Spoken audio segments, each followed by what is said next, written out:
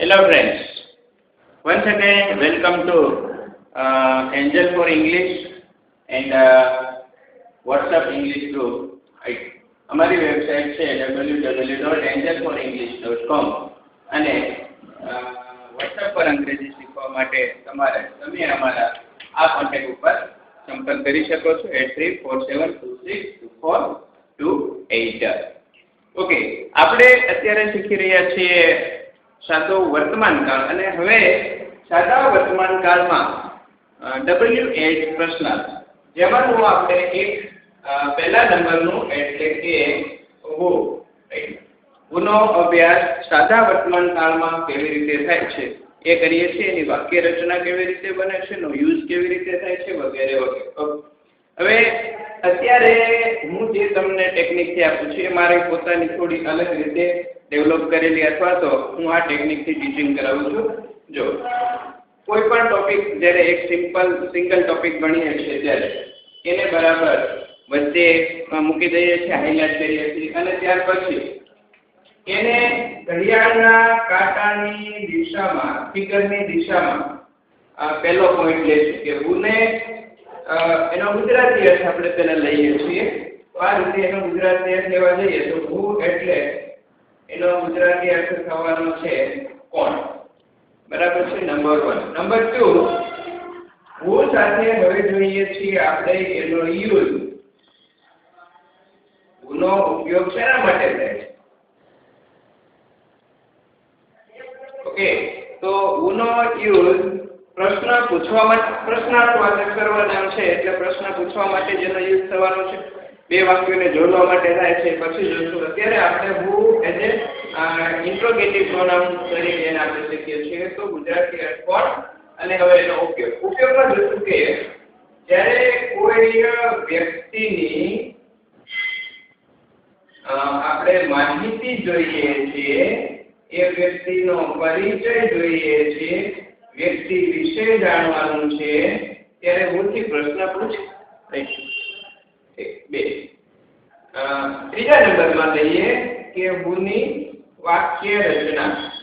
આ મહત્વનું છે, ટુ મચ ઇમ્પોર્ટન્ટ આપણા માટે છે હુંની વાક્ય રચના સાદા વર્તમાન કાળની અંદર. ઓકે, તો સૌથી પહેલા આવશે હુ, પછી ક્રિયાપદનું બી, એસ અને ઈએસ વાળો રો અને પછી મૂકી દઈએ આપણે અધર્સ એટલે કે બીજા વધારાના શબ્દ. તો વી એસ ઈએસ સાદો વર્તમાન કાળ જ્યારે વુ સાથે વપરાય ત્યારે ક્રિયાપદનું એસ અથવા ઈએસ વાળું રૂપ હોય છે. Let S see the example. who send you videos daily? Question mark. Who sends you videos daily? તમને દરરોજ કોણ વિડિયો સેન્ડ કરે છે, મતલબ મોકલે છે. અહીંયા ક્રિયાપદનું લીધું એસ વાળું.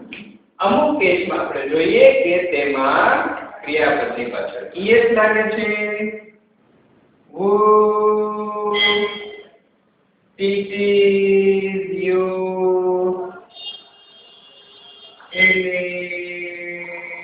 daily on WhatsApp?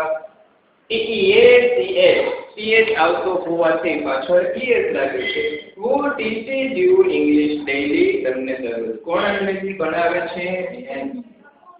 અમુક કેસમાં એવું બને છે કે ક્રિયાપદની પાછળ વાય હોય અને વાય ની આગળ વ્યંજન હોય તો વાય નો આઈ કરીને યસ લાગે છે.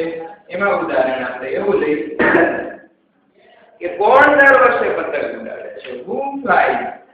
FLIES flies, kite, EVERY every year, flies SLIES. Who flies kite every year? દર વર્ષે કોણ પતંગ ઉડાડે છે? તો અહીંયા વાય નો આઈ કરીને યસ લખ્યું છે. આ છે હુની સાથે પ્રશ્ન અને હકાર પ્રશ્ન. હવે અમુક કેસમાં એવું બને કે હુ સાથે વાક્ય રચનામાં નકાર પ્રશ્નાર્થ આવશે. પ્રશ્નાર્થ તો છે પરંતુ ના પાડીને આવશે તો કેવી રીતે એની વાક્ય રચના બનશે? તો બનશે who plus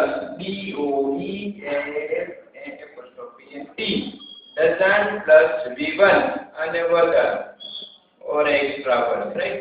હવે થઈ જવાનું છે v1 એટલા માટે થઈ જવાનું છે હવે કે તેની સાથે does આવી તો does સાથે ક્રિયાપદનું મૂળ રૂપ થશે. Example who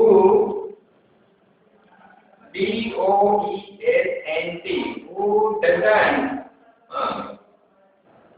go to school daily doesn't go. કોણ દરરોજ નિશાળે જતું નથી ભાઈ? બોલો જોઈએ. who doesn't go to school daily આમાંથી ને જો કોઈને નકારમાં ફેરવીએ તો who flies ની જગ્યાએ કોણ દર વર્ષે પતંગ નથી ઉડાડતું? who doesn't fly kite every year by year કોણ દર વર્ષે પતંગ નથી ઉડાડતું? who doesn't fly kite every year. તો મિત્રો આ છે who ની વાક્ય રચના સાદા વર્તમાન કાળમાં ક્રિયાપદનું VSS વાળું અથવા જો નકાર હોય તો who સાથે doesn't અને v1. who નો મતલબ થાય છે કોણ, વ્યક્તિ વિશે જાણવા માટે પૂછાય. અત્યારે આપણે માત્ર પ્રશ્ન વાક્ય રચના લીધી છે. તો નેક્સ્ટ વિડીયોમાં અમે એની પ્રેક્ટિસ એ બધું આપેલું છે. હજુ આનો 2 વિડીયો છે ટોટલ. આ સિવાય who નો અન્ય જગ્યાએ કેવી રીતે સાદા વર્તમાન કાળમાં કોઈ વાક્ય રચનામાં યુઝ થાય છે કે નહીં તે અત્યારે આપણે એટલું યાદ રાખશું કે v સાથે ACH અથવા તો નકાર હોય ત્યારે doesn't અને v1 એટલે who નો મતલબ થાય છે કોણ. જો તમે આને કહેવાય મેમરી ચાર્ટ, આ પ્રકારનો છે મેમરી ચાર્ટ. અહીંયા ઓકે, થેન્ક યુ.